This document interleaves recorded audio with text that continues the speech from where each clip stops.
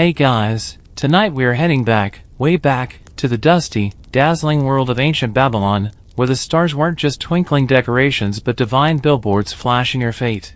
Picture yourself trudging through a maze of sun-baked mud brick buildings, the air thick with the smell of roasting barley and hot clay. Up ahead, towering over the city like a giant's chess piece, a ziggurat scrapes the sky.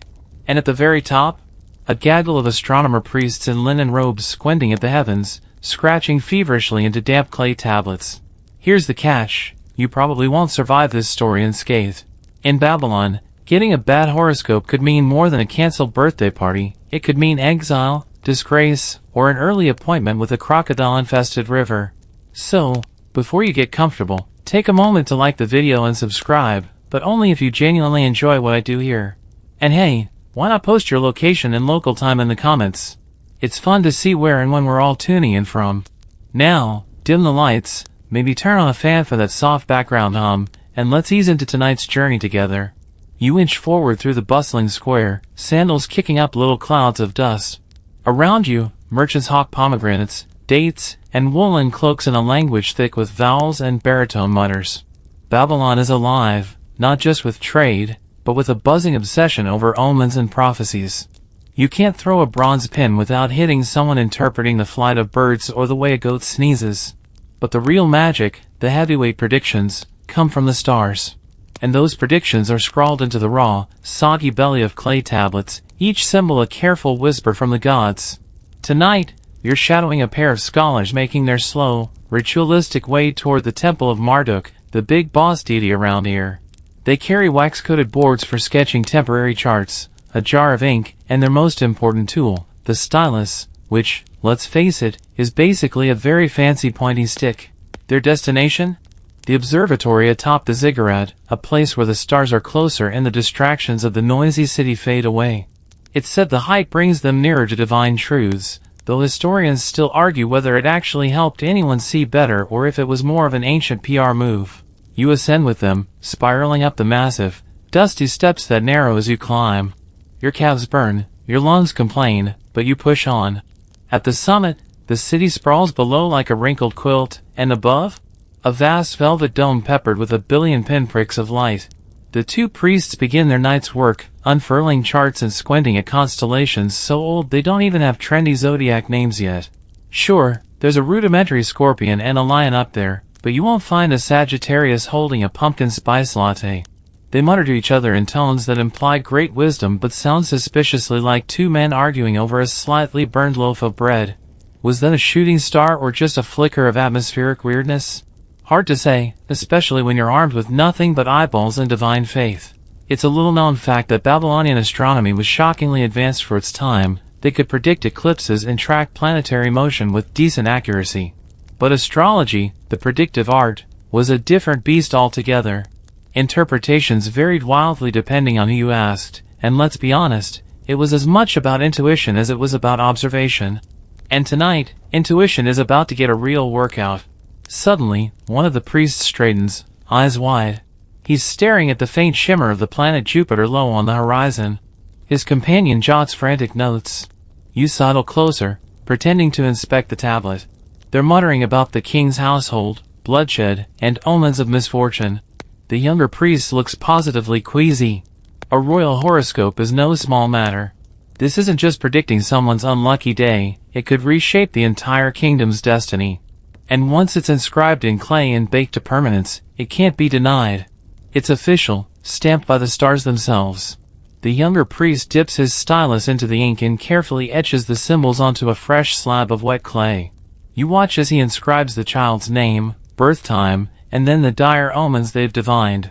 He hesitates, frowns, and presses a thumb against his temple. Maybe he's wondering if they're reading too much into that particular glimmer of light. Maybe he's second-guessing his whole career choice. Historians still debate whether these astrologers genuinely believed in their cosmic forecasts or whether it was a sophisticated way to keep the royal family in line. Either way, the die is cast, or rather, the clay is pressed. You lean in, just close enough to make out the grim prediction. It's not pretty: death, calamity, loss. All before the child even hits their teens. As the priests prepare the tablet for firing, setting it on a portable brazier to harden, You can't help but wonder, what happens if they got it wrong? Spoiler, they did. Spectacularly. But for now, the clay begins to dry, locking in the celestial verdict. Down below, in the royal palace, a newborn sleeps soundly, utterly unaware that the stars have just written the first disastrous chapter of their life. You tread carefully as dawn blushes over Babylon's skyline, painting the muddy river banks and crumbling walls in soft pinks and golds. Down in the palace, where peacock feather fans waft warm air and incense smolders in alabaster bowls, a newborn lies swaddled in linen, oblivious to the celestial disaster just carved into clay. The royal family stirs behind high walls and thick curtains. And word travels fast here, faster, sometimes, than the king's own heralds. It only takes a few overheard whispers, a few too many curious glances at the brazier where the clay horoscope now cools, before the rumors bloom like algae in stagnant water. The child, you hear, is born under a bad omen. You, sticking to the shadowed colonnades, catch snippets of panicked conversation. The queen's handmaids gossip as they smooth lavender oil into her skin. A eunuch clicks his tongue in dismay as he polishes bronze mirrors. Even the cooks mutter over their lentil stews. No one wants to say it too loud, but the fear hangs thick. A prince destined for disaster threatens the stability of the entire kingdom. Here's the awkward part. Babylonian horoscopes weren't a private affair. They weren't kindly folded into little envelopes and tucked under pillows. No, these were public pronouncements, posted like memos from the gods. If you're lucky, the omens favor you and you bask in the glow of divine approval. If not, well, let's just say being famous wasn't always a good thing. You trail behind the procession of courtiers as they approach the royal nursery. In Babylon, palaces were less about shimmering gold and more about practical mud brick, but the nursery is lavish by any standard: thick carpets, carved wooden cradles, and tiny gold amulets pinned to linen wrappings to ward off evil spirits. You peer inside. The newborn sleeps, face pinched and pink, a fine fuzz of hair crowning his head. He's utterly harmless. And yet, the assembled priests and court officials regard him as if he were a clay pot already showing dangerous cracks. Historians still argue whether the priests truly believed their own grim reading or whether politics nudged their interpretations. After all, a bad omen for the heir could shift power balances, topple advisors, even invite foreign enemies to start sniffing around. The chief astrologer steps forward, his robes rustling like dry reeds. In his gnarled hand, he holds the tablet. Even from here, you can see the dark gleam of the fired clay, the etched cuneiform sealing the child's fate. With the solemnity of a man announcing a death sentence, he reads aloud. It's worse than you imagined. Disaster will follow him like a shadow, he intones. Before his 14th year, the city will mourn, the rivers will flood, and enemies will breach our walls. Yikes! Even the king, usually so stoic he could pass for one of his own statues, pales beneath his ceremonial headdress. His queen's hands twitch where they rest on her lap, fingers tightening as if she could strangle the prophecy itself. You'd think someone would point out how ridiculously specific it all sounds. But no one wants to be the person arguing with divine decree. To be fair, Babylonian astrologers were meticulous. They charted not just the position of the stars, but also weather patterns, bird flights, even dreams. If your chicken laid a weird-looking egg the morning you were born, it got factored in. Babylonian logic, if it's observable, it's predictive. Except when it's not. The king clears his throat, his voice rough with the weight of the decision he's about to make. He thanks the priests, dismisses them, and turns to his most trusted advisor, a wiry man whose main talent seems to be keeping a neutral expression in the face of royal temper tantrums. The conversation is low but urgent. You sneak closer, pretending to admire a nearby mural of Ishtar riding a lion. The king proposes what you might call an ancient version of damage control. If the stars say this child is doomed, maybe, just maybe, the doom can be sidestepped. Swap the child. Raise a peasant boy in his place. Let the bad luck attach itself to the wrong kid. Meanwhile, the real heir could grow up safely elsewhere, hidden from both prophecy and politics. It's not a bad plan, assuming no one catches on. And assuming the gods are as easily fooled as humans are. Historians still puzzle over whether this practice was common or an act of sheer royal desperation. There are scattered clay tablets hinting at similar swaps, but none quite so dramatic or so embarrassingly backfired as this one. The king orders preparations immediately. You watch as a flurry of activity breaks out, A search for a suitable replacement baby, discreet arrangements for moving the real prince out of the palace, and hushed warnings to anyone involved that if they spill the secret, the consequences will be unpleasant. The queen, for her part, remains silent, her expression unreadable. Whether she agrees with the scheme or simply resigns herself to it, you can't tell. But her gaze lingers on the sleeping child for a moment longer than the others. Maybe she knows even the best laid plans tend to unravel, especially when the stars are involved. Outside, the sun climbs higher, baking the city's walls until they shimmer in the heat. And somewhere beyond the palace, an unsuspecting peasant family goes about their mourning, unaware that one of their own is about to become a prince. You slip through the winding alleys of Babylon, the air thick with the scent of baking bread, hot tar, and something suspiciously fishy near the river. Overhead, linen awnings stretch between mud brick houses, casting blessed shade over merchants shouting about their figs, wine, and goats. It's not hard to find the astrologers again. They're already back at it, their wax boards glistening in the sun as they sketch out fresh charts. Only this time, you notice their work is a little less feverish, a little more speculative. If last night was about divine certainty, today's more about educated guesswork. You hover nearby as one priest sighs and mutters, "The signs are unclear."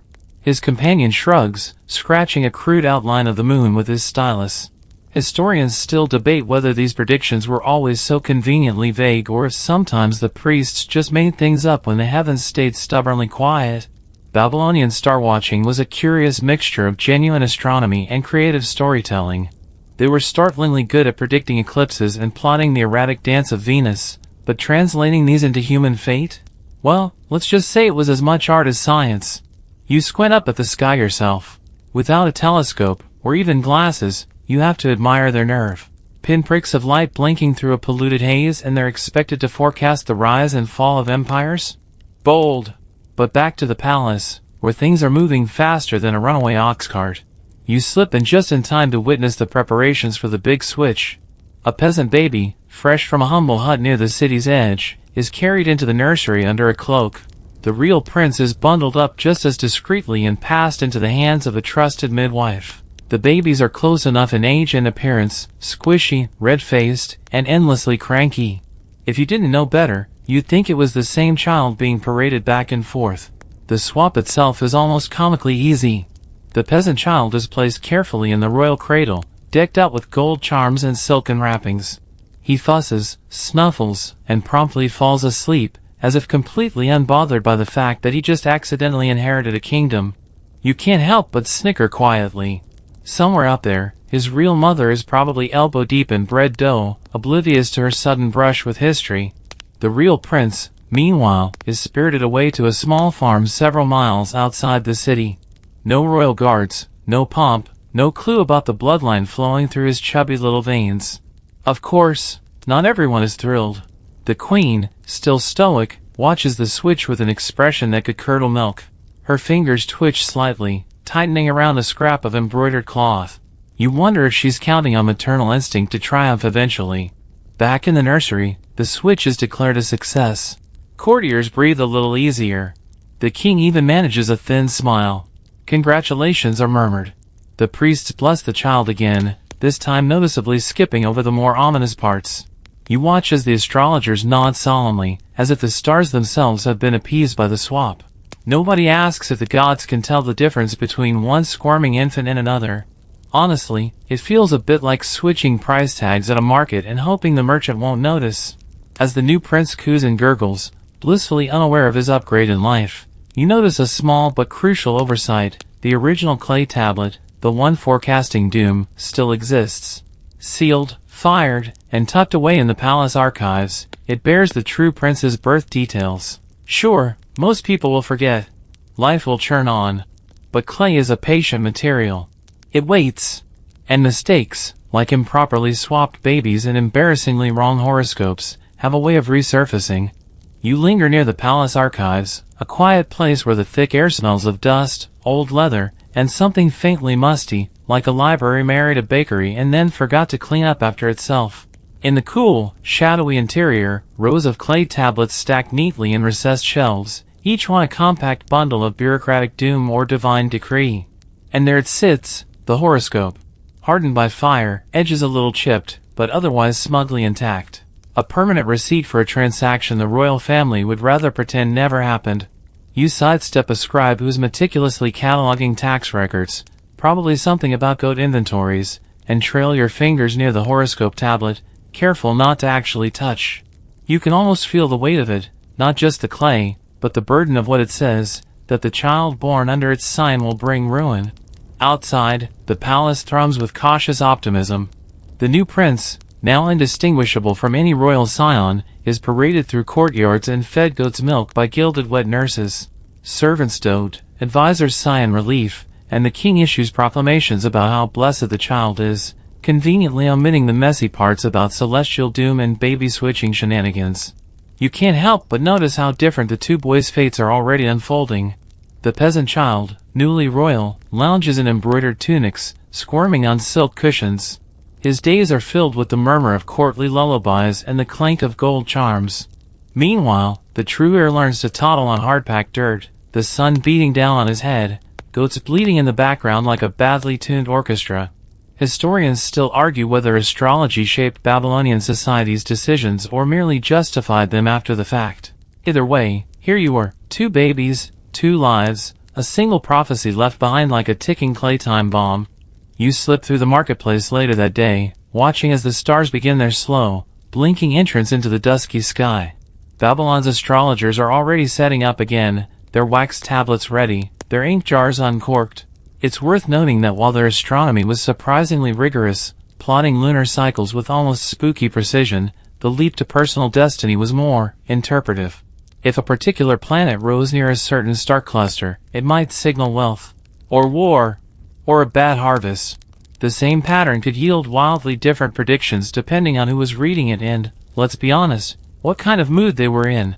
Tonight, though, the astrologers seem nervous. Word about the royal birth has spread, and so has the barely whispered gossip about the terrible omen attached to it. You hear mutterings about the weeping of Ishtar and the trembling of the river. Still, the marketplace bustles on.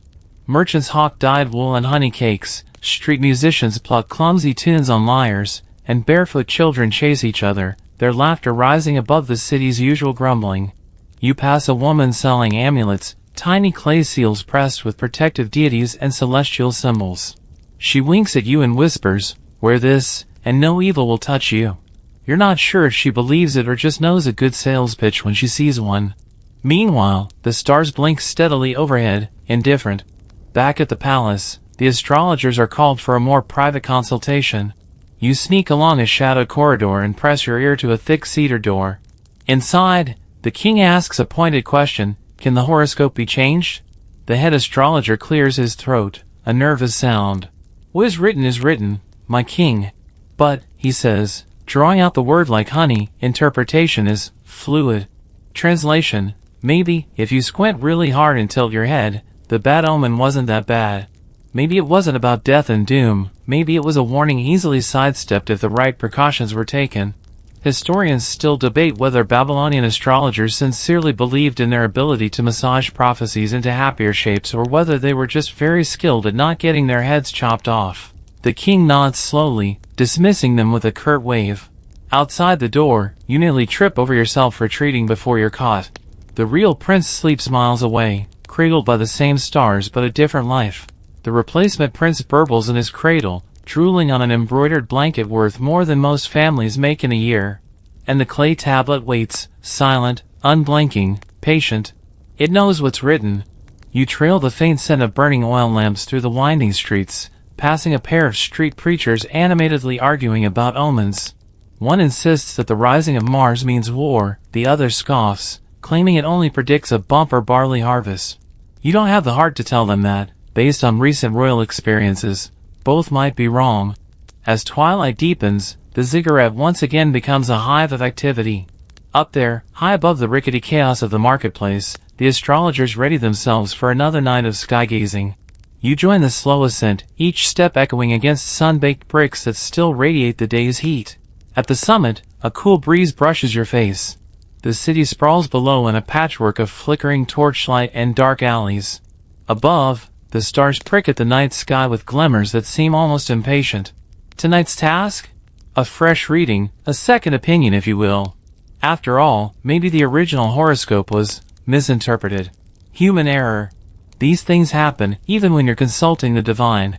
The head priest leans over a wax-coated board, stylus poised, tracing the arcs of Venus and Jupiter with theatrical precision.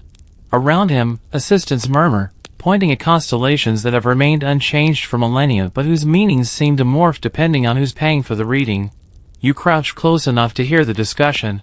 There's talk of zigzag lightning in the heavens, a bad sign, or maybe a good one if you're in the copper business.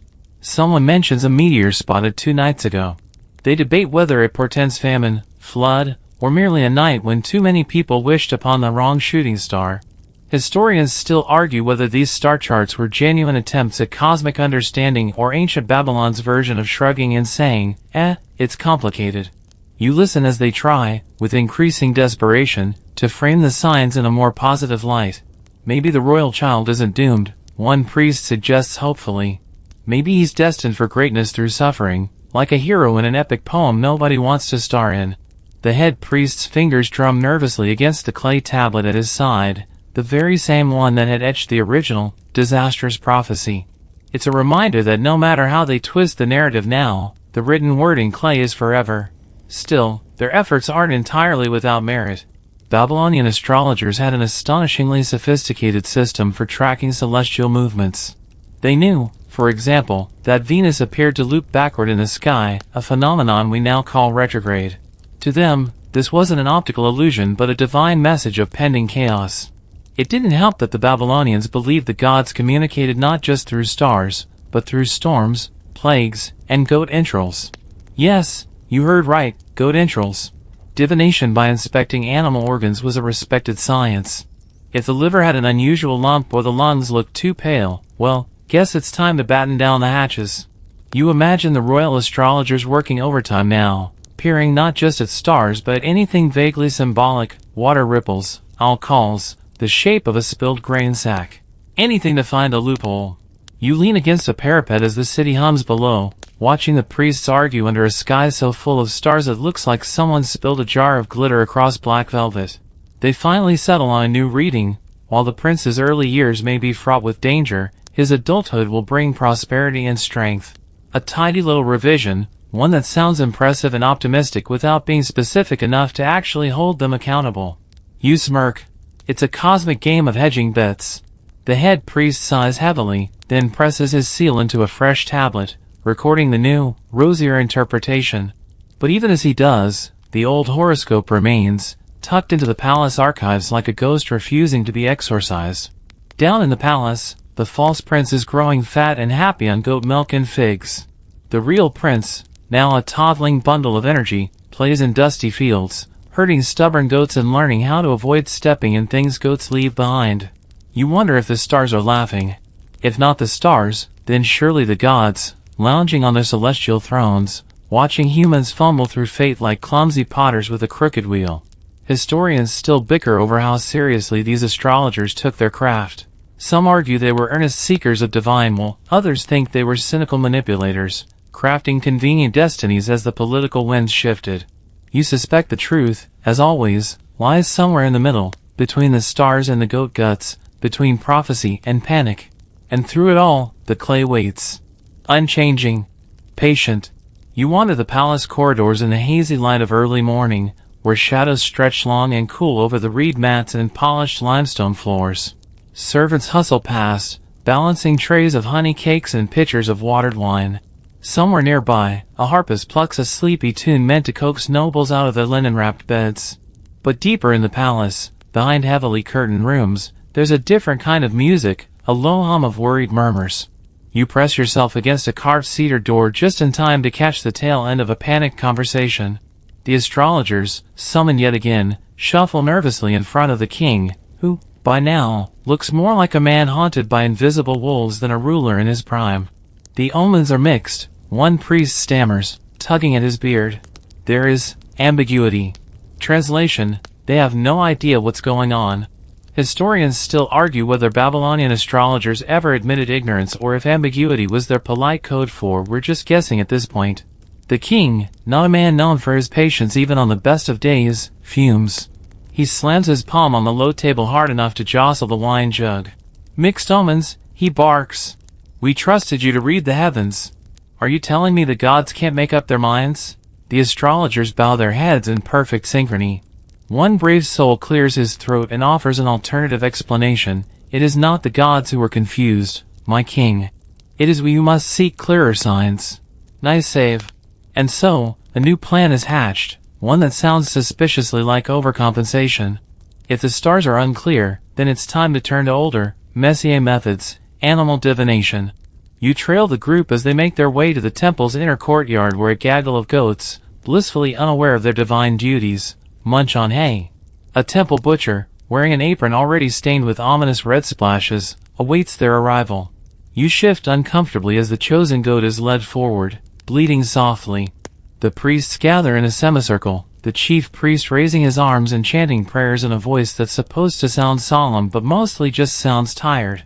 With practiced efficiency, the butcher does his grim work, and the priests lean in eagerly to inspect the poor goat's liver. Yes, the liver. Babylonian Horoscope, divination by liver, was practically a national sport. The liver was mapped like a miniature cosmic chart, each lobe and vein interpreted as signs from the divine. You squint along with them as they debate the meaning of a suspiciously shaped blemish. Is it a sign of victory? Calamity? A particularly bad barley harvest? Opinions differ wildly. One priest points excitedly at a vein that splits into two near the gallbladder. He declares it an unmistakable sign of dual fates. Another scoffs, insisting it's a clear indication of hidden enemies. They start bickering, their voices rising like squabbling crows. Historians still scratch their heads over whether liver divination was genuinely believed to reflect divine will or if it was just a glorified way to confirm whatever the priests already wanted to believe. Finally, the chief priest raises a hand for silence and proclaims the reading, the path is split. Only one destiny shall survive. Ambiguous enough to be genius, really. If things go south, they can always claim the wrong path was taken. If things miraculously improve, they'll smugly point to their profound insight. The king, though visibly unimpressed, grudgingly accepts the reading. He orders redoubled prayers and increased offerings at the temple, more bread, more goats, more dates soaked in honey. You can't help but notice how the false prince continues to thrive. Fat-cheeked and well-fed, he giggles as a royal nurse dangles a carved wooden lion above his cradle. Meanwhile, the real prince, his hair bleached by the relentless sun, learns to climb the olive trees near his foster family's modest farm. There's a kind of cruel poetry to it. Two boys, born under the same stars, living opposite lives, all because of a few flickering pinpoints of light and some nervous men in linen robes. Later, as the city quiets for the night and the stars blink sleepily overhead, you wander back to the archives. The original clay tablet is still there, nestled among tax records and land deeds, untouched and unbothered. You trace the air above it, imagining the delicate cuneiform lines spelling out the dire prediction. The stars may be stubborn. Clay may be silent. But time has a way of stirring up secrets thought long buried. You slip through the city at dawn, when Babylon feels almost gentle, cool breezes tugging at reed mats, lazy smoke curling from bread ovens, and merchants barely whispering as they set up their stalls. It's the briefest window of peace before the sun climbs and the clamor starts again. But at the palace, peace is a stranger. You trail a servant carrying a bundle of scrolls to a dimly lit chamber where the king sits with his advisors, his expression locked somewhere between worry and calculation. There, spread across a low table, are fresh reports, a bad harvest, unrest along the borders, a minor skirmish with Elamite raiders. None of it catastrophic, yet. But together, they make the royal horoscope's grim predictions seem less like the ramblings of superstitious old men and more like a ticking time bomb. The king listens as his generals suggest troop movements, his treasurers mutter about raising taxes, and his priests propose sacrificing yet another goat. Meanwhile, you can't help but notice how his gaze keeps drifting to the swaddled bundle in the nurse's arms, the false prince, gurgling contentedly. Historians still argue whether these leaders truly believed in the horoscope's prophecy or simply feared the power it had over public sentiment. In Babylon, reputation mattered as much as military strength. A weak or cursed king invited rebellion faster than a dry riverbed invited dust storms. And so the king decides to double down. You trail the royal entourage as they march through the city gates, banners flapping in the morning breeze. They head for the ziggurat, not for astronomy this time, but for a different kind of insurance, ritual purification. You ascend the winding ramps, higher and higher, until the city shrinks to a patchwork quilt of rooftops and date palms. The priests await at the summit, where the ritual fires already burn, smoke twisting into the sky like a pleading hand. The ceremony is elaborate, incense thick enough to choke a camel, chants that roll over the crowd like distant thunder, and the rhythmic clatter of bronze cymbals. The king, draped in his finest robes, leads the false prince by the hand, or more accurately, carries him, since the child is too small to walk. At the apex of the ritual, a goat is again offered, this time not for divination, but as a symbolic substitute. Its blood is meant to carry away the boy's cursed fate, like a dirty robe shed at the riverbank. You shift uneasily as the crowd chants along, thousands of voices weaving into a heavy, oppressive blanket of sound. Even the false prince seems unnerved, his tiny fists clenching in the folds of his golden blanket. When the ritual ends, the king holds the child high, displaying him to the crowd. A roar rises from the assembled masses, relief, adoration, maybe a touch of hysteria. The message is clear, the curse is lifted. The boy's fate is reset. Or so they hope. Historians still debate the effectiveness of such rituals. Were they genuine acts of faith or just political theater, designed to pacify a jittery populace? The records are silent, but your gut says, maybe a little of both. Back at the farm, the real prince plays in the dirt, his tunic stained, a wide grin splitting his sun-browned face as he wrestles a particularly stubborn goat. He has no idea of the destiny he was born into, or the destiny stolen from him.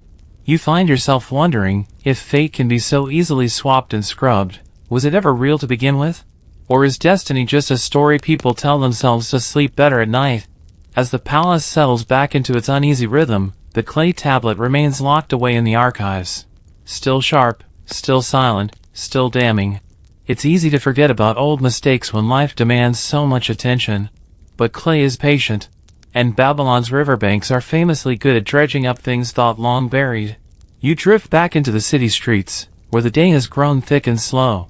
The marketplace swelters under the brutal Babylonian sun, and merchants fan themselves with palm fronds, muttering curses about the heat. The air smells of dust, roasted onions, and the faint metallic tang of river mud. It's the kind of afternoon when even the gods seem to nap. But not you. You've caught wind of another development, one that has palace servants whispering and midwives clucking their tongues. Rumor has it that the false prince has begun to show signs. You slip past the palace gates, trailing a group of courtiers who fan themselves dramatically and whisper in scandalized tones. Inside the nursery, where the stone walls mercifully cool the air, the scene is almost serene. A nursemaid rocks the royal child gently, while an elderly physician pokes and prods with the exaggerated seriousness only old men and government functionaries can muster. The prince, fat-cheeked and wide-eyed, seems perfectly healthy. But according to the nursemaid, he's prone to odd fits, crying at strange hours, staring into corners, laughing when no one is there. Hardly earth-shattering by modern standards, babies are weird, but in Babylon? An ill-omened child giggling at invisible things might as well have grown goat hooves overnight. Historians still debate how much of these tales were exaggerations, political sabotage, or just the fevered imagination of a staff desperate to find omens where none existed. But in a culture obsessed with portents, even a hiccup could be spun into a cosmic catastrophe. You watch as the nursemaid murmurs a prayer under her breath, tying a new amulet around the child's wrist, an eye-shaped charm glazed in brilliant blue, meant to ward off the evil eye. She tucks another under his swaddling clothes, just in case. Overkill? Probably. But superstition thrives where uncertainty festers. The king, when informed, reacts with practiced neutrality. He orders more prayers, more offerings, more assurances from the priests that everything is fine, really, perfectly fine. You can almost hear his internal screaming. Meanwhile, out beyond the city's walls, the real prince grows stronger. He climbs olive trees with the agility of a cat, races barefoot through irrigation ditches, and, much to his foster parents' dismay, shows a stubborn refusal to listen to anyone. You chuckle to yourself. Destiny has a sense of humor. It's around this time that the astrologers, feeling the heat, not from the sun, but from the king's steadily thinning patience, decide to double-check their calculations. Maybe they misread the star charts. Maybe the goat entrails were ambiguous. Maybe, just maybe, the original horoscope wasn't as airtight as they thought. You loiter in the shadows of the ziggurat as they gather, the evening breeze ruffling their robes. They lay out fresh wax tablets and unfurl faded star maps. Fingers jab and trace over planetary paths, retracing the cosmic scribble that doomed a newborn years ago. It's meticulous work, squinting at constellations named for scorpions, lions, and various divine body parts. One priest swears that Jupiter was in retrograde. Another insists that Mars was rising, which could change the entire reading. Historians still argue over how precise Babylonian astronomy truly was. They tracked Venus with incredible accuracy, but interpreting what it meant for a human life was a different beast. Science versus storytelling, a tug-of-war older than civilization itself. You peer over a wax tablet and see the priest frown, tilting his head like a man trying to solve a riddle written in smoke. The positions don't quite match the original reading. A miscalculation? A misconjunction? It's possible, likely even. You can almost hear the collective gulp as the priests realize they might have made a teensy, tiny, kingdom-endangering mistake. Still, no one says the word out loud. It would be unwise to suggest, even privately, that the king's entire life strategy was based on a celestial typo. Instead, they do what all respectable bureaucrats have done for millennia: they hedge. They suggest to the king that, upon review, the stars may have been misread, but it's nothing to worry about. The boy is under divine protection now, thanks to all those elaborate rituals and generous temple donations. You have to admire the audacity. Down in the archives, the original clay tablet slumbers on, unmoved and unmoving. It still bears the prince's true birth details. It still spells doom. And it still waits. Because clay doesn't forget. And neither, as history tends to show, does fate. You find yourself wandering through the city again, past reed-woven carts and grumpy oxen, past hawkers shouting the virtues of fresh figs and dubious ointments. Babylon hums and clatters around you, unaware, or maybe just uncaring, of the royal drama simmering behind palace walls. But word is getting out. You hear it in the way merchants murmur behind cupped hands, in the way temple priests mutter a few extra prayers as they pass the palace gates. The story is changing, growing legs like a stray dog, a prince born under a cursed star, a child switched at birth, a royal house desperate to rewrite the heavens. You duck into a crowded tavern, the kind where the air smells of yeast and goat stew, and find a corner to listen. The patrons aren't astronomers or priests, they're potters, merchants, farmers. But even here, the gossip is thick. One old man claims he saw the royal child himself and that the boy's shadow moves before he does, clear proof of a curse. Another snickers, swearing the child doesn't cast a shadow at all. You sip your date wine and let the stories wash over you. They're ridiculous, but powerful. Truth in Babylon is less about evidence and more about repetition. Historians still argue whether these rumors were spontaneous or deliberately fanned by political enemies. After all, Babylonian politics made modern election smear campaigns look like polite debates over tea. The king's advisors are well aware of the growing problem. You follow a few of them as they shuffle into a discreet side chamber late that evening. The air inside is thick with incense and sweat. They whisper furiously about the need to control the narrative. A new public ceremony, maybe, or a marriage alliance to distract from the prince's odd behavior. One advisor even suggests burning the original clay tablet to erase the prophecy. The king dismisses the idea with a sharp shake of his head. Destroying a prophecy was a dangerous move, tantamount to admitting it had power over you. Better, he reasons, to bury it deeper in the archives and pretend it never existed. You can almost hear the clay tablet laughing. If, clay could laugh. Meanwhile, the astrologers, still nursing their wounded pride and perhaps an existential crisis, decide to produce a new horoscope. Not a revision, no, that would be too obvious, but a fresh reading. New stars, new symbols, new optimism. You slip into the observatory as they work, high atop the ziggurat where the stars wink mockingly overhead. The priests bend over their wax boards, tongues poking from the corners of their mouths in concentration. They select a favorable conjunction, Jupiter in the house of destiny, Mars in the house of strength. It's pure spin, of course, but it sounds official enough when recited in that deep, reverent voice reserved for divine pronouncements. Historians still puzzle over whether these astrologers were cynical manipulators or simply desperate to keep their heads attached to their shoulders. Probably a bit of both. The new horoscope is announced with great fanfare. The prince, they declare, is favored by the gods. His early struggles are trials to forge his greatness. His fate, once shrouded in uncertainty, now shines like a polished bronze mirror. The king breathes easier. The court applauds. The people, hungry for reassurance, lap it up. But you notice something curious. The real prince, the one now chasing goats and throwing pebbles into irrigation ditches, shows signs of something remarkable. A stubborn streak, yes, but also a sharp mind. He figures out how to open the goat pens faster than his foster father can close them. He watches the stars too, lying on his back in the fields, tracing imaginary shapes with his grubby fingers. You wonder if destiny is quietly working itself out. Clay tablets and courtly schemes be damned. The false prince, on the other hand, grows more peculiar. He babbles nonsense words at odd hours. He refuses to eat unless the food is blessed 3 times. He bursts into laughter at shadows only he can see. More amulets are tied to his cradle. More goats are sacrificed. The astrologers insist it's a phase. You're not so sure. And through it all, deep in the archives, the clay tablet waits. Still whole. Still damning.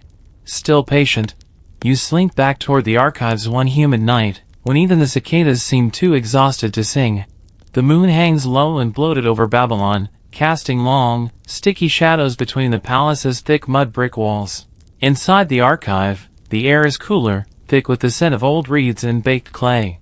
The torches sputter low, throwing a buttery glow over row after row of cubbyholes stuffed with records, trade agreements, temple inventories, divorce decrees, and, of course, prophecies. There it is. The original tablet. Still tucked in its niche like a sleeping scorpion, harmless unless disturbed. You hover near it, wondering if anyone else remembers it's here. Wondering if the stars remember what was once scratched into its surface by nervous hands under a jittery sky.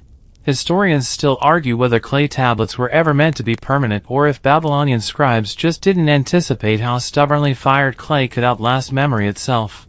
But here it remains, a fragile, fire-hardened betrayal with a mean sense of humor. Back in the palace, things are tense. The false prince's behavior has shifted from peculiar to alarming. He screams at shadows, refuses to sleep unless every oil lamp is lit, and clutches at his amulets until his tiny knuckles turn white. The court healers prescribe herbs, prayers, and poultices. The priests offer sacrifices, doves, goats, and, in a moment of real desperation, a very confused donkey. The king grows more and more irritable, snapping at servants and pacing the length of his throne room like a panther with a thorn in its paw. Meanwhile, the real prince, far from the palace's suffocating ceremonies, thrives. He's lean, sun-browned, and quick-witted, adept at slipping past his foster parents' watchful eyes. His favorite pastime? Sitting under the star-choked sky, making up his own constellations. You smirk. No priests. No sacrifices. Just a boy in the stars, getting along just fine without formal introductions. The astrologers, seeing the king's fraying temper, scramble to find new explanations. They blame the boy's strange behavior on bad air, mischievous spirits, even an unlucky comet that passed weeks ago. One desperate priest even suggests the boy is touched by the gods, blessed with visions beyond mortal understanding. That last one, you note, is a gamble. Babylonian gods aren't known for being gentle with their chosen. Blessed, in this case, is just a polite synonym for doomed. Historians still debate whether these excuses were born out of sincere belief or sheer survival instinct. Probably both. After all, when your paycheck and your head depend on staying in the king's good graces, you learn to be flexible with the truth. The court's latest plan to calm the storm is a festival, a public spectacle dedicated to Marduk, Babylon's chief deity. It's meant to be a grand display of piety and stability, a kind of cosmic PR campaign. The prince, they declare, will be the guest of honor. You watch as preparations unfold. Garlands of date fronds and river lilies are strung across the city gates. Troops of dancers rehearse routines that involve precarious balancing acts with jugs of wine. Bakers churn out hundreds of honey cakes shaped like little lions and bulls. It's impressive. It's expensive. And it's utterly transparent. The festival is a gamble. A show of divine favor or a public disaster waiting to happen. As the big day approaches, the palace buzzes with barely concealed panic. The prince will be paraded through the city on a ceremonial chariot, draped in gold cloth, crowned with an elaborate headdress shaped like a lotus blossom. You tag along, keeping to the fringes as the child is prepared. He writhes and fusses, swatting at the attendants who try to settle the heavy robes on his shoulders. His tiny face crumples into a mask of fury as he's hoisted onto the chariot, hands clutching the sides as if he already suspects this is a very bad idea. The parade winds through the city, a glittering, noisy serpent of dancers, musicians, priests, and curious onlookers. You trail alongside, heart thudding with a mixture of dread and anticipation. At first, it goes well enough. The prince sits stiffly, eyes darting from side to side, the gold cloth gleaming under the unrelenting sun. And then it happens. Somewhere near the temple of Ishtar, as the drums reach a fever pitch and the crowd surges forward, the boy begins to shriek. Not just a normal, cranky child's wail, but a full-throated, hair-raising scream. He claws at his robes, at his headdress, at the amulet strung around his neck. His face contorts in terror as he points at something no one else can see, gibbering words that don't belong to any known language. The crowd freezes. The musicians falter. A few older women cross themselves hurriedly. The king, riding in a chariot just behind, goes pale. Historians still debate what exactly happened that day. Some say the boy saw a spirit. Others claim he was possessed. Skeptics mutter about heatstroke and exhaustion. Whatever it was, the message was clear. The curse wasn't lifted. The prophecy hadn't been erased. The stars, it seems, were still keeping score. The parade dissolves into chaos. You slip away before the crowd's unease turns ugly. Back at the palace, the king locks himself away, refusing to see anyone, not even his advisors. The astrologers huddle in a smoky corner of the temple, muttering about misread omens and divine retribution. And in the archives, untouched and uncaring, the clay tablet waits. Still, silent, smiling. You drift through the hushed palace corridors, the aftermath of the disastrous parade clinging to the air like old smoke. Servants scurry silently, eyes cast downward, as if loud footsteps alone might invite disaster. Even the usual clatter of amphorae and jugs is muted, as though the palace itself holds its breath. In the nursery, the false prince lies curled into himself on a pile of embroidered cushions, clutching an amulet tight enough to leave marks on his palm. The nursemaids murmur prayers under their breath, lighting yet another stick of incense until the room smells like a spice merchant's storeroom caught fire. The king, meanwhile, has gone full damage control.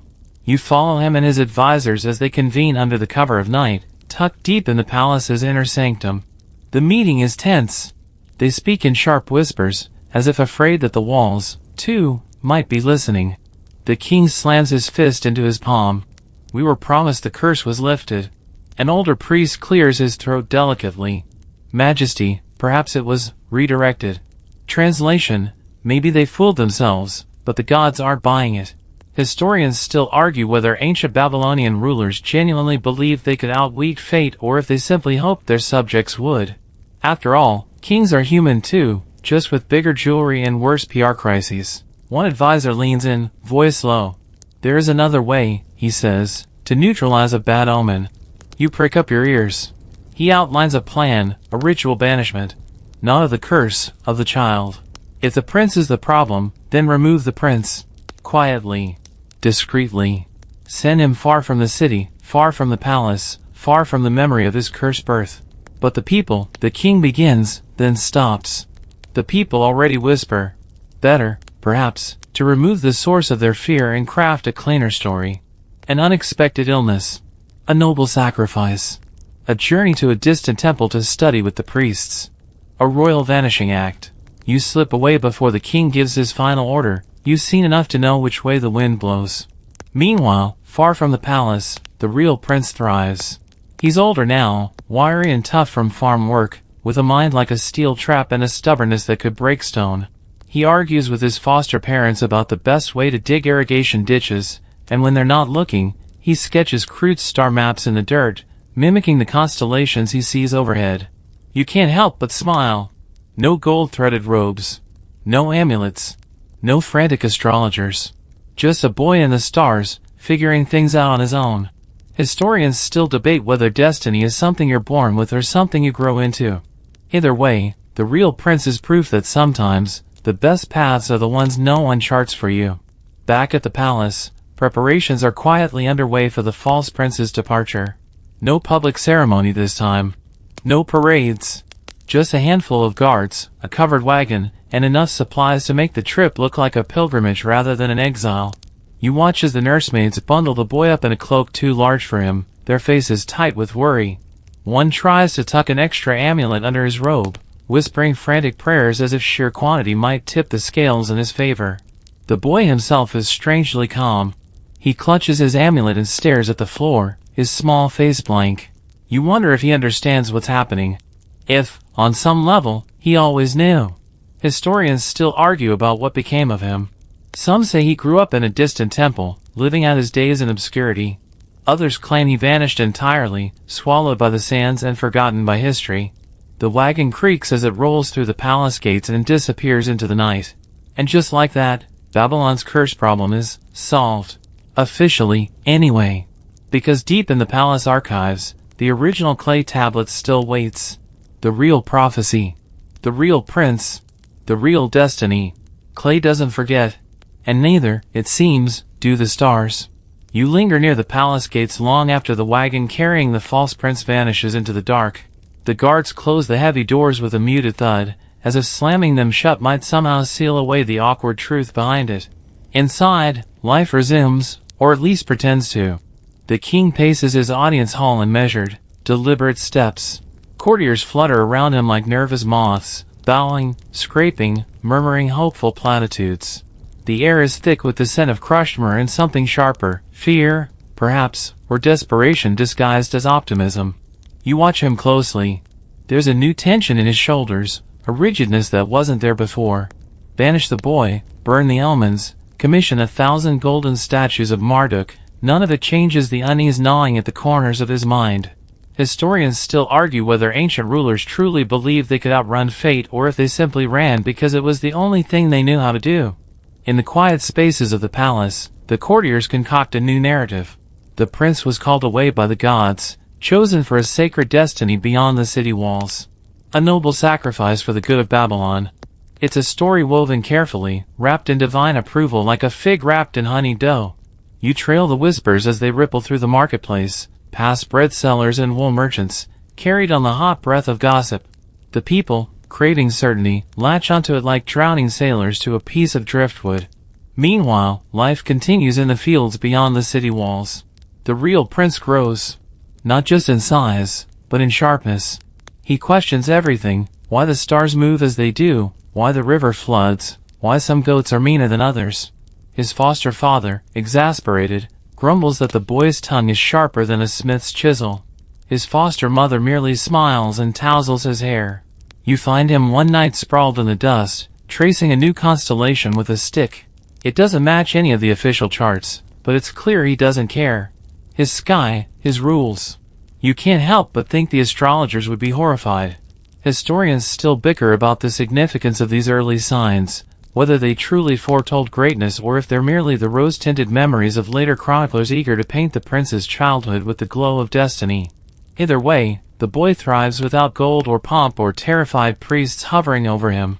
Back at the palace, the king breathes easier. The astrologers, relieved to be out of the royal doghouse, resume their nightly vigils atop the ziggurat. New horoscopes are drawn up for newly born nobles. Predictions are made, promises spun from stardust and goat entrails. Life returns to something resembling normalcy. But deep in the palace archives, the original clay tablet still sits, gathering dust but not forgetfulness. It's a quiet, heavy presence, a reminder that the past isn't so easily erased. One night, during a lull in the city's usual din, you slip back to the archives. No guards. No curious scribes. Just the soft shuffle of your sandals on stone. You crouch before the tablet, close enough to read the etched symbols in the torchlight. The prophecy is still there, baked into the clay's very bones. A prince will bring ruin. Disaster will follow before his 14th year. The city will mourn. The rivers will flood. The enemies will breach the walls. You trace the cuneiform gently, as if touching it might somehow change the story. But clay doesn't forget. Neither, you suspect, does the sky. The seasons turn sluggishly in Babylon, but turn they do. The fields bake, the Euphrates swells and retreats, and the city's sun-baked walls gather another year's worth of dust and soot. You meander through the busy streets, past spice merchants hawking coriander and cumin, past potters stacking kiln-warm jars, past scribes hunched over clay tablets. Life hums on, but beneath the ordinary bustle, there's a tension, a faint tremor in the air, like the distant roll of thunder on a too clear day. It's not just you feeling it. Whispers slither through the taverns and marketplaces, through the temple courtyards and palace halls. A new comet has appeared in the sky. Now, for modern stargazers, a comet is a predictable, if rare, celestial visitor. But here, in Babylon, a comet is a fiery dagger hurled through the heavens, an omen so bad it makes a solar eclipse look like a pat on the back. The astrologers scramble to interpret it. You sneak into the ziggurat as they work furiously, wax tablets and star charts spread out in a chaotic frenzy. Styluses jab, ink spills, voices rise in panicked argument. Is it a sign of war? Famine? A plague? Historians still argue about the Babylonian attitude toward comets. Some say they were universally seen as harbingers of doom, others suggest the interpretation depended entirely on who was doing the interpreting, and whether they were trying to impress a nervous king. Speaking of the king, you find him in his audience hall, staring grimly at the polished bronze mirrors lining the walls. The astrologers bow low before him, their faces the color of uncooked dough. They offer their reading, and it's not good. The comet signifies upheaval, a change in leadership, perhaps even the fall of a dynasty. You don't need a translation to see the king's jaw clench. Officially, the false prince is gone, spirited away on a divine mission. But the city remembers. Whispers of the cursed birth, the swapped child, the ill-starred parades still cling like mildew to the palace walls. And somewhere beyond the city's reach, the real prince grows older. You find him again in the fields, taller now, his voice cracking awkwardly, his stride longer and surer. He tends goats by day, but by night, he sketches crude diagrams of the stars in the dirt, trying to understand their patterns without priestly help or hindrance. There's a sharpness to him, a hunger that no amount of farm work can dull. He questions everything, why the stars move as they do, why kings rule, why people obey. You wonder if destiny doesn't just find people, but waits for the ones stubborn enough to go looking for it. Historians still argue whether the prince's later greatness was destiny or coincidence, genius or circumstance. But here and now, he's just a boy with calloused hands and a head full of dangerous questions. Back in the palace, the king grows more paranoid. He commissions fresh rituals, more elaborate sacrifices, golden bowls filled with wine, bulls slaughtered in Marduk's honor, even the rare and costly burning of imported cedarwood. Nothing seems to soothe him. You overhear one of his advisors suggest an expedition, a sweep of the outlying farms and villages. A quiet, thorough search. Just to be sure. You feel a chill even in the heavy, stifling heat. It's been years since the swap, but the king clearly hasn't forgotten. Somewhere deep in his bones, he knows unfinished business waits. And so the hunt begins. Small bands of royal guards, posing as tax collectors or census takers, fan out from the city. You follow one group as they rattle down dusty roads in creaking wagons, asking questions that have nothing to do with goats or grain stores. They describe a boy, born under strange circumstances, bright beyond his years, curious, restless. It doesn't take long for the rumors to trickle back. You trail one messenger as he rides hard for the city, his horse lathered with sweat. His news is urgent, whispered directly into the king's ear in the dead of night. A boy, about the right age, living on a farm not far from the river. No noble blood on record, no temple ties, but sharp-eyed and sharp-tongued. Too sharp, perhaps. The king's face goes stony. Historians still debate whether the king truly knew what he was about to set in motion, or if he thought he could head it off, snuff it out like a guttering flame. You know better. Because clay doesn't forget. Neither, it seems, does fate. You wake to the buzz of tension crackling through Babylon's crooked alleys and temple squares. Word has gotten out, barely a whisper, but loud enough in the right ears. A boy. Out near the river. Strange birth, no clear lineage, and an unsettling knack for looking people straight in the eye like he's weighing their worth. You follow the king's men as they prepare to ride out. No banners this time, no parade of gold and glory. Just a handful of riders dressed as simple traders, their faces tight with the knowledge that they are not on an errand of mercy. The king doesn't come himself, of course. He remains coiled on his throne, nursing his growing unease like a man cradling a venomous snake. Historians still argue whether rulers like him genuinely believed in destiny or just feared it the way a horse fears the scent of a lion. Either way, fear is a potent motivator, and fear is what drives these men now. You trail them at a distance as they ride through fields baked hard by the sun, past irrigation ditches lined with reeds, past rows of barley bowing under the hot breeze, past people who avert their eyes and pretend not to notice. You know exactly where they're going. At the little farm near the river, the boy, no longer quite a boy, not yet a man, stands at the fence line, watching. His hands are calloused, his clothes simple, but there's an unmistakable steadiness in his posture, a kind of self-possession that makes even the horses shy away slightly as the riders dismount. They ask questions, their voices oily smooth. Name? Family? History? The foster parents fumble through rehearsed lies, offering up a past stitched together from scraps. Orphaned, they say. Adopted as an infant. Nothing special. But the boy just watches, unblinking. You can almost see the gears turning in his mind, assessing these strangers, tallying the odds. He knows, you realize. On some gut-deep, instinctive level, he knows exactly who they are and what they want. Historians still bicker about whether the boy's next move was brilliance or pure accident. But there's no mistaking the way he steps forward, offers a half-smile, and says something disarmingly simple. I can read the stars. The riders blink, exchanging uneasy glances. One of them mutters a prayer under his breath. In Babylon, claiming a gift like that isn't boasting, it's dangerous. They don't seize him. Not yet. They report back instead, their faces pale under the dust. Back at the palace, the king listens to the news with a face carved from granite. A boy, sharp-eyed and star-wise. Too sharp, too wise. You know what's coming before the king even opens his mouth. Bring him, he says. Not an order shouted in anger. A simple, heavy decree. Iron wrapped in silk. The riders leave at dawn the next day, this time with shackles tucked in their saddlebags. Just in case. Meanwhile, the boy prepares in his own way. You find him under a battered fig tree that night, lying flat on his back, staring up at the sky. The same constellations that once whispered doom to a royal scribe now blink indifferently overhead. He's drawn a rough map in the dirt, stars connected by sharp, sure lines. A hunter. A lion. A chariot.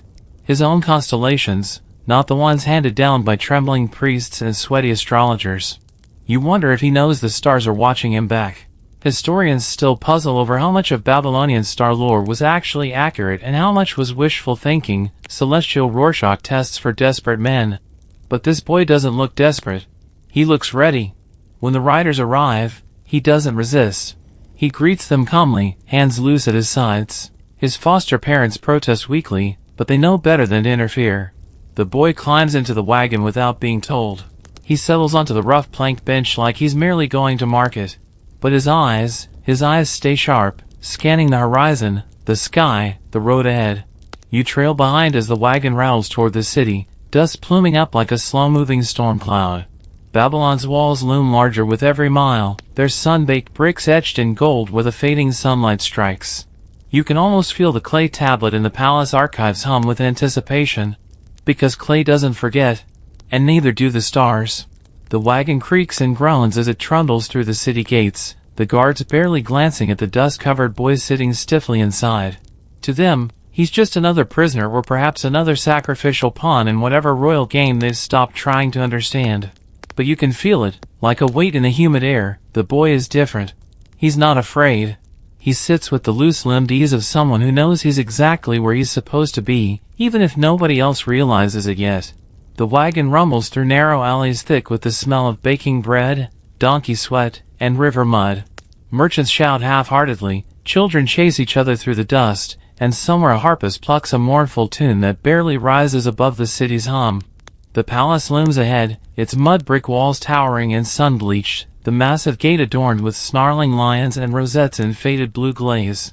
The boy doesn't flinch.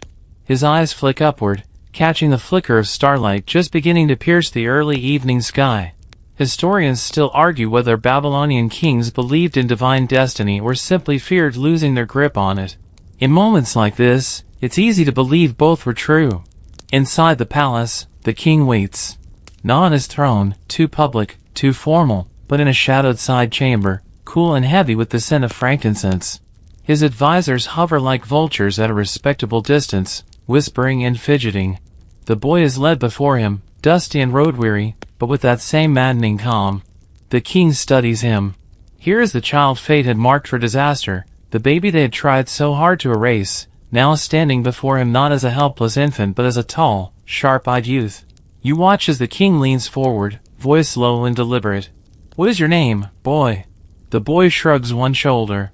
"I have many." It's not the answer anyone expects, but it fits.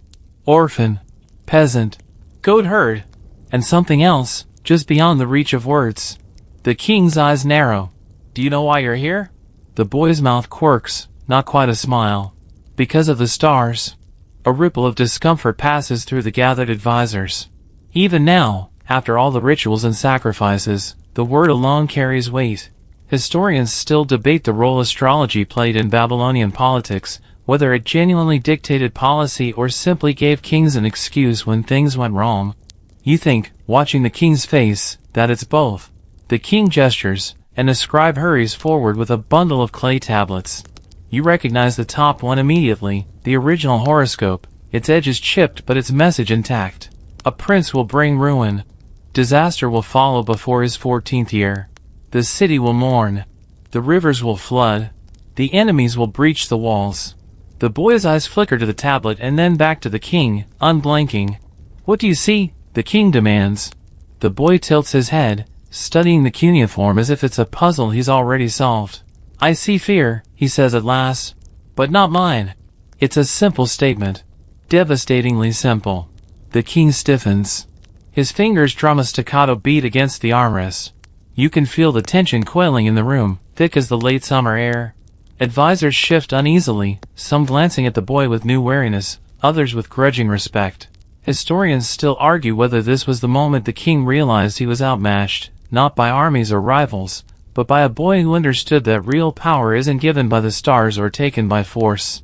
It's claimed that the king, faced with the living embodiment of the prophecy he tried so hard to erase, saw not an enemy but an inevitability. And inevitabilities are much harder to fight. The boy stands silent as the king waves his hand. The scribe steps back, clutching the tablet like it might bite. The king leans back in his chair, the firelight catching the lines carved deep into his face. He says nothing for a long time. Finally, in a voice rough with resignation, he speaks. "Take him to the scholars. It's not what you expected. Not the dungeons. Not the executioner's block. The scholars. A different kind of judgment. A test." The guards step forward, and the boy follows without resistance. No chains. No shackles. He doesn't need them. As he's led away, he glances once over his shoulder, catching the king's gaze, and, for the briefest heartbeat, yours. There's a spark there. A promise. Because clay doesn't forget. And neither, it turns out, does destiny. You trail behind the boy as he's led through the labyrinthine corridors of the palace, deeper and deeper into the warren of rooms few ever see. The air grows cooler, heavier with the musk of papyrus scrolls, clay tablets, and dust that even the most dutiful servants haven't bothered to sweep away in years. At last, they arrive, the scholars' quarters. It's not what you'd expect. No grand library, no gilded statues of gods of wisdom. Just rows of battered shelves and crooked clay tables groaning under the weight of knowledge, maps of stars, treatises on irrigation, manuals for interpreting dreams, records of floods and famines stretching back to kings whose names are little more than smudges on broken tablets. The scholars are there too, hunched like herons in the lamplight. Men with ink-stained fingers and women with hair twisted into tight knots, all wearing the same suspicious frown at the intrusion. Historians still debate whether Babylonian scholars were truly revered or merely tolerated, their wisdom both prized and feared. In times of crisis, it's dangerous to be the one who knows too much. The guards exchange a few words with the head scribe, a stooped old man who smells faintly of damp reeds and goat butter, then leave the boy standing alone under the weight of 1,000 staring eyes. The head scribe peers at him. "You can read?" The boy nods. "Speak Sumerian?" The boy nods again. "Calculate?" Another nod, and this time a flicker of a smile. The head scribe grunts, unimpressed but intrigued. He waves the boy forward to a low table littered with cracked wax tablets. You watch as the boy bends over the table. He takes the stylus, tests its weight in his hand, then begins to write. Slowly, methodically, he traces the cuneiform signs, not the standard scribal exercises, lists of oxen or ceremonial platitudes, but something else. Star names. Angles. Observations about the way Mars lingered too long in the house of the Scorpion last winter. The scholars lean in, whispering among themselves. The head scribe lifts one of the tablets, squinting at the neat, precise impressions. His bushy eyebrows twitch. Historians still argue about how advanced Babylonian astronomical knowledge really was. They plotted eclipses, traced the paths of planets, mapped the night sky in a way that would make later civilizations look like they were guessing with sticks and shadows. But here, scrawled in dusty wax by the hands of a boy from nowhere, is something unnerving, original thought. The head scribe clears his throat. Where did you learn this? The boy shrugs. The stars taught me. You smother a grin. It's the kind of answer that could get a man laughed out of the city, or anointed a prophet. The scholars, to their credit, don't scoff. They murmur among themselves, old minds racing through old knowledge and finding it wanting. The head scribe nods once, slowly. We will test him. And test him they do. Over the next days, weeks, really, the boy is put through every trial the scholars can devise. Translating ancient prayers from languages dead even in their time. Calculating the rising and setting of Venus with nothing but a stick in a patch of sand. Charting the eclipse of the moon down to the hour. He doesn't always get it right. But when he does, it's not the cautious, clumsy correctness of a rote learner, it's the elegant, effortless rightness of someone who understands not just the answer, but the shape of the question. You see the scholars change. The suspicion melts, replaced by something rarer and far more dangerous, awe. Historians still bicker whether this was the moment the boy's destiny truly took root, when he ceased to be merely the child of a cursed horoscope and became something more, a force.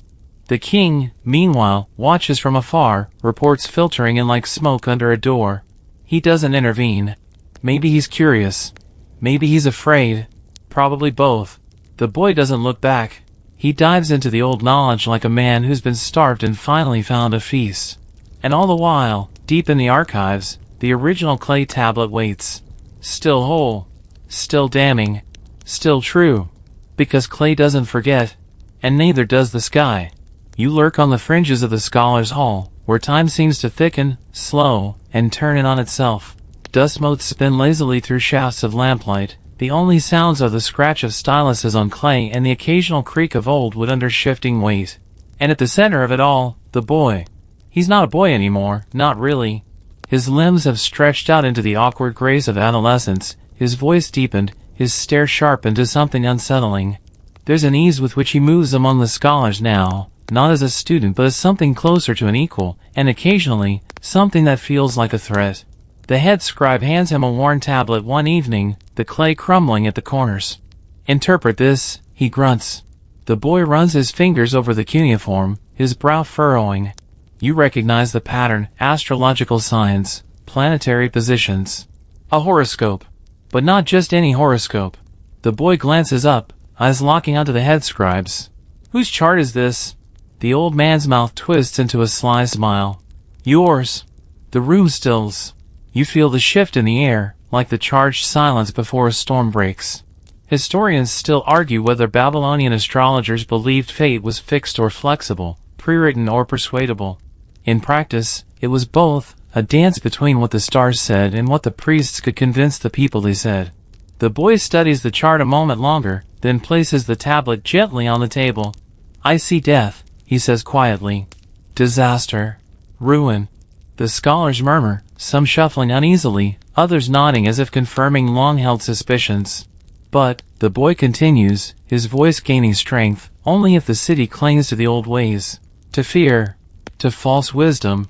He lifts his head, and in that moment, the flickering lamplight seems to catch something in his eyes, defiance, certainty, a kind of wild, magnetic conviction. You wonder if the scholars realize what's happening. They aren't taming him. They're sharpening him. Word spreads beyond the scholars' hall. First in whispers, then in louder conversations, then in murmured prayers at temple gates. There's a boy, a prodigy, who reads the stars better than the priests, who speaks truths no one dares utter. The king listens to the growing buzz with a face carved from stone. He summons advisors, demands counsel. They warn him, the boy is dangerous, not because he swings a sword or commands an army, but because he thinks. And people are beginning to think with him. Historians still debate whether the king's next decision was desperation or genius. Some call it a masterstroke, others, the moment he lost everything. He invites the boy to the temple of Marduk. It's the holiest place in Babylon, reserved for kings and high priests, a sanctuary draped in gold and mystery. The boy accepts without hesitation, walking through the temple's massive cedar doors with the calm of a man stepping into his own house. Inside, the air smells of burnt cedar and ancient stone. The statue of Marduk looms in the gloom, a glittering figure of divine authority. Priests in heavy robes line the walls, their faces hidden behind masks of carved ivory. The king waits at the altar. He gestures for the boy to approach, and slowly, deliberately, the boy does. "You have studied the stars," the king says, his voice a low rumble. "You have seen what is written." The boy nods. "Tell me, then," the king says, voice tightening. "Tell me my fate." It's a trap, of course. A public demand for submission. A dare. The boy doesn't flinch. "You fear the stars," he says. "But the stars do not fear you." A ripple of unease rolls through the temple. "You cling to omens," the boy continues, "while your enemies sharpen their knives. You drown in ceremonies while the riverbanks crumble. You sacrifice goats while your people starve." The priests shift uncomfortably. The king's hand curls into a fist. Historians still argue whether the boy was brave or merely reckless. "You know it's both. You want me to predict your future?" the boy asks, his voice steady as the river. "It's already written. But not by the stars. By your fear." The silence that follows is absolute, crushing. For a moment, you think the king might call for the guards, the executioner, the high priest's knife. But he doesn't. He raises one hand, and the priests bow their heads. He stands. And he leaves. Without a word. The boy remains standing before the glittering statue of Marduk, unbowed, unbroken. You can almost feel the clay tablet back in the archives stirring, restless. Because clay doesn't forget. And neither, it seems, does the boy. The king retreats into the shadows of his palace, but the boy remains in the light.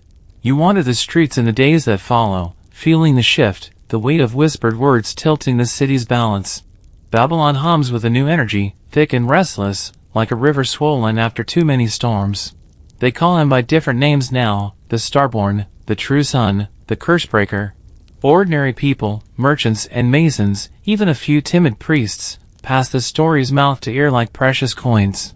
Historians still argue how revolutions begin, slowly like a tide, or all at once like a thunderclap. But here, now, you see it inching forward, steady and certain, like dawn bleeding into night. The king pretends not to notice. He buries himself in rituals, sacrifices, council meetings. He orders fresh omens read, new goats sacrificed, temples fumigated against bad spirits. It all smells of fear. You watch him pace, day after day, his steps grinding deeper into the worn tiles of his private audience hall. He summons the astrologers, the priests, even the temple dream readers. He demands a new reading of the stars, the rivers, the winds. He demands reassurance. He gets none. The stars, it seems, are still frowning. The clay tablet in the archives still waits. Because clay doesn't forget. And neither, it seems, does the boy. You find him in the scholars' hall one evening, head bent over a cracked wax board, stylus tapping thoughtfully against his lip. He's grown into himself in the past months, taller, sharper, but not harder. There's still a fierce light behind his eyes, but now it's tempered, controlled. The head scribe stands beside him, old and stooped, but his eyes gleam with something dangerous, pride. The boy straightens, dusts off his tunic, and smiles, calm, confident, unsettling in its certainty. He's planning something. You catch wind of it first from the guards, grumbling under their breath as they polish bronze shields in the courtyard. Whispers of a gathering. Meetings held in the dead of night, not in taverns, but in the cool shadowed courtyards of temples and workshops. Scribes, merchants, minor priests, all drawn to the boy who reads the stars but refuses to be ruled by them. Historians still puzzle over whether this movement was spontaneous or orchestrated.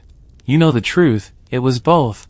Destiny nudging, yes, but also a boy who knew how to listen when destiny whispered. He never speaks of kingship, never raises his voice in open rebellion. He doesn't have to. The city is doing it for him, one breath, one whisper, one nod at a time. And the king? The king watches and waits, paralyzed by fear and indecision. To strike at the boy now would be to risk open revolt. To do nothing is to invite slow, certain erosion, of power, of respect, of fate itself. It's a slow siege, not of walls, but of wills. You trail behind the boy one afternoon as he slips quietly into a small temple near the river's edge, far from the grand ziggurats and bustling marketplaces. He kneels not before a golden idol but before a simple clay altar, the kind used by fishermen and weavers. He lays his hands flat on the altar and looks up, not at the priests, not at the curious onlookers, but at the fading sky, where the first stars wink into view. He says no prayers. He makes no sacrifices. He just watches. The priests, tentative at first, bow their heads. And one by one, the people do too. There's power in that silence, more potent than any army. Historians still argue whether this was religious reform, political theater, or something altogether more revolutionary. You know, it was all of those, and something simpler. It was a boy refusing to let fear shape the future. The palace grows quieter with each passing day. Courtiers drift away, citing illnesses, urgent pilgrimages, conveniently timed retirements. The astrologers burn more incense, mumble more prayers, but their voices tremble now. Because they, too, remember the old prophecy. The one etched in clay. Still sealed in the archives. Still waiting. Clay doesn't forget. And neither, it seems, does Babylon. You slip through the outer courts of the palace, feeling the crackle of something inevitable in the thick, warm air. Babylon, grand and crumbling, seems to hold its breath, its mud brick walls leaning in, waiting for the moment they already know has come. Inside, the king sits slumped on his throne, not in triumph, not even in defiance, but in a silence so deep it feels like a tomb. Around him, the last loyal advisors stand like withered reeds, bent, unsure whether to speak or simply to wait. The boy has not stormed the palace gates. There are no battle cries, no soldiers in shining bronze. Instead, there is a growing emptiness, a slow, invisible tide pulling the city away from the man who once held it in his fist. Historians still debate whether the king could have saved himself, whether more blood, more gold, more ceremonies might have reversed the star's judgment. But Babylon doesn't run on blood or gold. Babylon runs on belief. And belief has shifted. You see it in the marketplace, where the boy's name is whispered with reverence and something sharper, hope. You see it at the riverbanks, where workers carve new stone slabs not for the king's glory but for a future not yet written. And you see it in the scholars' hall, where clay tablets etched with decrees lie gathering dust, unread and unsigned. The king makes one last attempt. You trail him as he staggers from his throne, shedding his heavy robes and jeweled circlet, discarding the trappings of his power like a man tossing stones from his pockets before drowning. He walks, alone, through the silent corridors of the palace, deeper than even the scholars dare go, down to the archives. You follow in his shadow. There, in the cool gloom, surrounded by the sleeping clay tablets of 1,000 forgotten promises, he finds it. The horoscope. The original prophecy. Still sharp. Still cruel. Still true. You watch as he lifts it with trembling hands. The clay feels heavier now, as if the weight of every misstep, every desperate prayer, every goat sacrifice to no avail, presses down on it. Historians still argue whether he wept, whether he cursed the gods or cursed himself. The chronicles are silent. But here, now, you see it plainly, not rage, not sorrow, resignation. The king holds the tablet aloft, fingers flexing. For a moment, you think he might dash it to the floor, shatter it, end the story the only way he knows how, with ruin. But he doesn't. He sets it back in its niche, careful, almost reverent. Because clay doesn't forget. And neither, it seems, does he. You follow him as he leaves the archives, his footsteps echoing in the emptiness.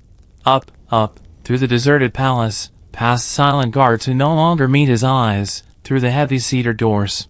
Outside, under a sky pricked with stars, the boy waits. No army. No chariot. No sword. Just a boy with dust on his sandals and the whole city behind him. The king stops a few paces away, close enough to see the steady set of the boy's shoulders, the calm in his eyes. Neither speaks. There's no need. Historians still debate whether this moment was an abdication, a surrender, or something more profound. You know it was the end of an era, and the beginning of another. The king turns without a word, steps down from the dais of power he built with trembling hands, and walks into the night. The boy steps forward, not to seize a throne. To begin. The stars blink overhead, indifferent and eternal. And in the cool, quiet archives, the clay tablet remains. Not broken. Not erased. Just waiting. Because clay doesn't forget. And neither, it seems, does destiny. The palace, once a maze of murmurs and plotted whispers, now stands strangely still, hollowed out by the quiet power of surrender. You wander through its empty halls, where even the torch flames flicker less brightly, as if reluctant to disturb the heavy hush. The boy, no, not a boy anymore, stands at the palace gates. No royal decree hangs in the air, no banners unfurl in his name. Yet the people gather, slowly, steadily, drawn by something deeper than law, the certainty that a page has turned in the story they all share is beginning again. He doesn't raise his voice. He doesn't need to. His calm, upright posture speaks louder than 1,000 proclamations. His bare head, free of crowns or ornaments, reflects the starlight like a second moon. The stars, those eternal witnesses, blink down, cold and patient. Historians still debate what he said that day, if anything at all.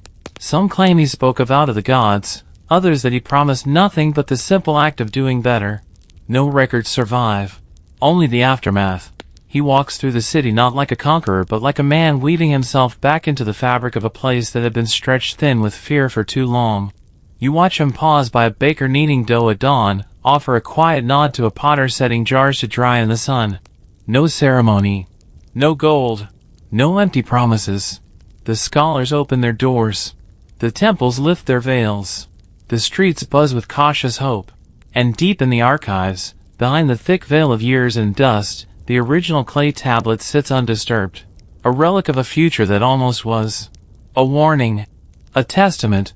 Because the clay doesn't forget. You visit it one last time, tracing the cuneiform with an air-touched finger, feeling the grooves worn deeper by centuries of silent witness. A prince will bring ruin. Disaster will follow before his 14th year. The city will mourn. The rivers will flood. The enemies will breach the walls. Did it come true? You wonder. There was disaster. There was ruin. But not of the city. Of an old way of thinking. Of a fear-fed, fate-frozen rule that mistook prophecy for truth and forgot that even stars can be misread. Historians still bicker over whether the clay tablet was right or wrong. You know better. It was neither. It was a map. And maps are only as good as the ones who read them. You step away from the archive, leaving the tablet to its long, slow vigil. Outside, under the soft hush of the night sky, the city breathes again. The stars continue their endless dance, neither cursing nor blessing, simply shining, simply being. And the boy, the man, moves through it all, not bound by the heavens, but walking beneath them, rewriting what it means to be written in the stars. Because clay doesn't forget, and neither, now, will history.